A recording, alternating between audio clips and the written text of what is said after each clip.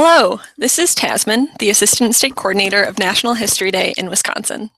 Today, I'll be sharing some tips on how to find great sources while researching for your NHD project, how to make the most of them, and what to look out for. As you begin working on your History Day topic, you will probably find yourself asking this first: what's out there for me to look at? Well, there are good and bad sources. Part of being a historian is working to distinguish between true and valuable information and false or biased sources.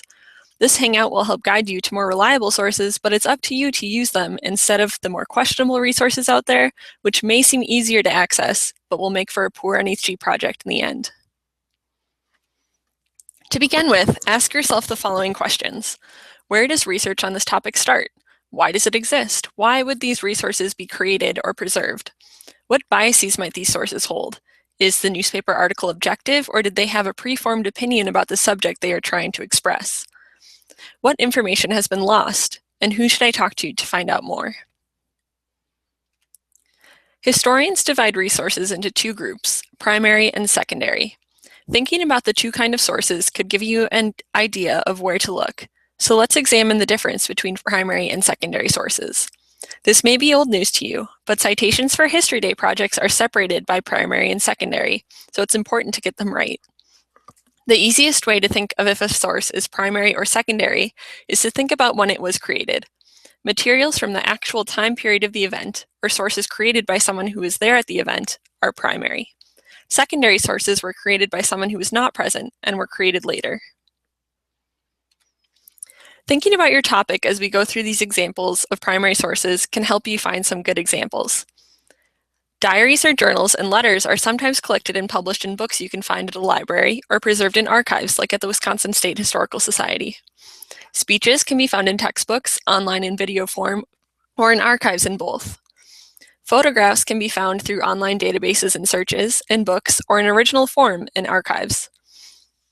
Autobiographies and memoirs can be found in libraries. Government documents can be found through government websites like the Library of Congress, National Archives, or your local or state historical societies, and at some libraries. Newspapers from the time can be found through many online databases, at public libraries, or archives and historical societies. And interviews with someone who is there can be scheduled and conducted by you with whoever you think could be helpful, or can be found through documentaries, newspaper articles, and some books. Secondary sources are things like books by historians, which can be found at any library, journal articles or newspapers not published at the time at online databases and libraries, historical societies, or archive collections. Biographies can be found at libraries, and websites written by people who were not involved in the event are obviously online. Make sure they are reliable and factual. Documentaries can be found at libraries or online through streaming services, and interviews with an expert can be conducted by you anywhere. Many students turn to nearby universities or conduct interviews over the phone or through services like Skype or Google Hangout to interview an expert who does not live nearby or is too busy to meet in person. As mentioned in the past two slides, there are so many places to look for these resources. Here are a list of few, and remember that you can always ask a librarian or teacher if you're struggling to find sources that you think would be helpful. Now that we've discussed many sources and where to look for them, remember that you should not just look for primary or just secondary sources. Topics that happened long ago may have fewer primary than secondary sources than more recent topics, but it's important to try and have a good balance. For more recent topics, it may be easier to only look at primary sources. If this is the case, ask yourself if your topic is historical. Remember that NHD topics should have occurred at least 20 years ago. If you are having trouble finding reliable and legitimate secondary sources, your subject may not be suitable for History Day, as it could be more of a current event than a historical topic. Also remember to have a mix of sources. If all your primary sources are photos and all of your secondary sources are websites, your project will not be as strong as if you look at a variety of sources.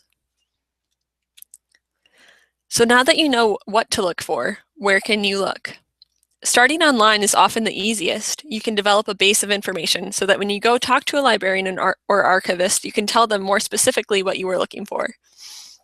To successfully research online or find information at a library, you need to know what words to use in a search.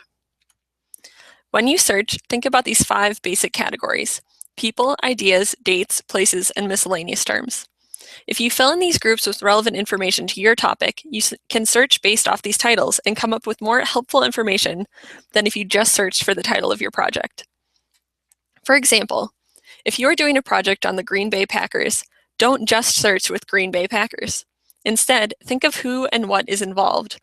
You could look at Curly Lambeau, the founder of the team, the history of football or community-owned football teams, important dates in the history of the Packers, why the Packers play where they do, or why they're called the Packers. Once you know what your topic is and the base of what you're looking for, start with a book. A good book that covers your topic will provide great information and give you more ideas of where you want your project to go and what kind of arguments you can make about your topic. Books will help provide you with the big picture, where your event came from and why it mattered. Another way of thinking about research is thinking about how and when the information was created. As soon as the event occurs, some primary sources are created. More recent topics may have video or audio sources and photographs. Older topics could have documents from witnesses or participants. The oldest topic can use archaeological evidence. Within a few days or months, interviews could have been conducted and journalists will publish stories about the event. In some cases, there may be governmental documents created. Letters may have been written home. Long after the event, there may be a memorial built, memoirs published, and books by historians or other experts written. Remember, these are just a few examples of the sources you can use. Let's look at this through the topic of the Battle of Gettysburg. Right away, there are photographs taken, diary entries that have been preserved, and reports from generals on both sides. Within a short amount of time, the battle was reported in newspapers, speeches were given about it, and paintings or drawings were created about the event. After some time, memorials were put up, books and documentaries were made, anniversaries were marked, and a national park has been kept to preserve the location. When looking for these resources online, be careful of what websites you are using. A good rule of thumb is to use .edu, .gov, or .org sites. Librarians and teachers can often suggest trustworthy online sources, or can help you evaluate if a website has a clear bias if you are unsure. When searching on Google, remember how it functions. The best and most trustworthy sites are often not the sites at the top of the page. Google ranks sites with a computer using popularity, the number of times the site is linked to, and a secret Google formula. Sites are not ranked by which ones are best or most accurate. The good websites aren't always listed first and are sometimes hidden. So how can you use Google to be more helpful for you? Remember the 5 categories we came up to think of more search words, like specific people or dates and events, rather than the broad topic. You can also try adding words like history or primary sources to your search. However, verify yourself that the results are actually primary sources. Google Books could also be a helpful resource for you. Searching at books.google.com may yield results you wouldn't have found in a general search. Using this website may also give you ideas of what to look for when you visit a library.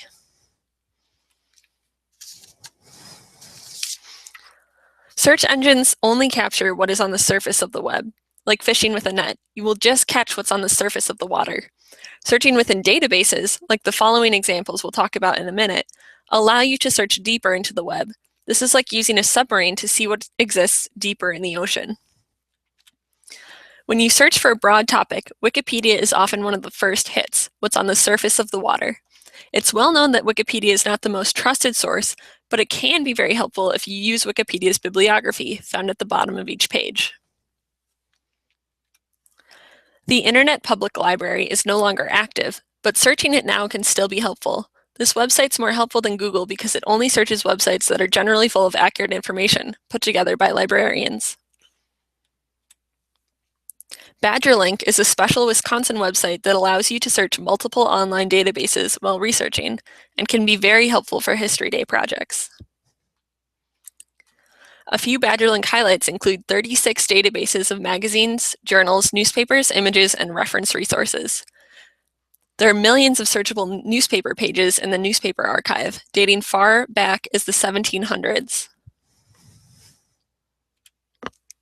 There are many databases and websites out there that can be helpful.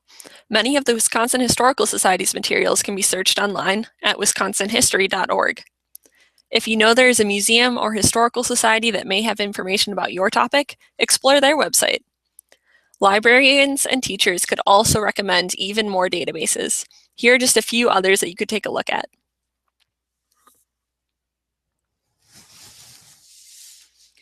So now that you have this information, where do you start? Well, first, cite it. Even if you're not sure you will use the source in front of you, copy down its citation information so that if you do find something helpful in it and write down a quote or a fact, you will be able to use this information in your project without plagiarism. Be sure you're not just looking for the bare bones while you're reading. Now and then, stop and think about how the information you're getting relates to your argument, to the theme, and to the significance of your topic in history. Answering these questions will make your project stronger. Now that we've covered what you should do, we'll go through some common problems students run into with their project because of the way they researched. What not to do. First off, you may face trouble making your project if you didn't put enough effort into your research. Research is more than just filling up a bibliography page. You need a balance of trustworthy and valuable sources. It will also be clear to judges if you did not actually use your sources. The bibliography is the first thing judges will see before they even look at your project, and if they are impressed by your citations, they will know if you did not use them when they see your project, so read your sources. You missed obvious sources. If you're researching Anne Frank, you should obviously read her diary. When doing a project on Martin Luther King Jr., you should listen to some of his speeches. Another common research problem is if your only primary sources are photographs. This can be an easy trap to fall into, especially for websites and documentaries which rely so heavily on good visuals. However, writing from the time can give you more depth than a photograph can, and often allow you to formulate your own opinions about the topic than a secondary source does. You didn't use any primary sources, or you didn't use any secondary sources. Like we've said already, you need a balance. Martin Luther King Jr.'s I Have a Dream speech helps you to understand his beliefs, but you'd need to read a book to understand the historical context for the speech and why he wrote it. You took things out of context. Look at these examples. Without foundational research, you wouldn't be able to use what you see here.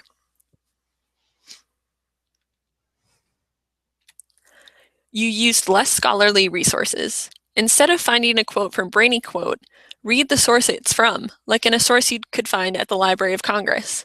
This, again, ties back to the context problem.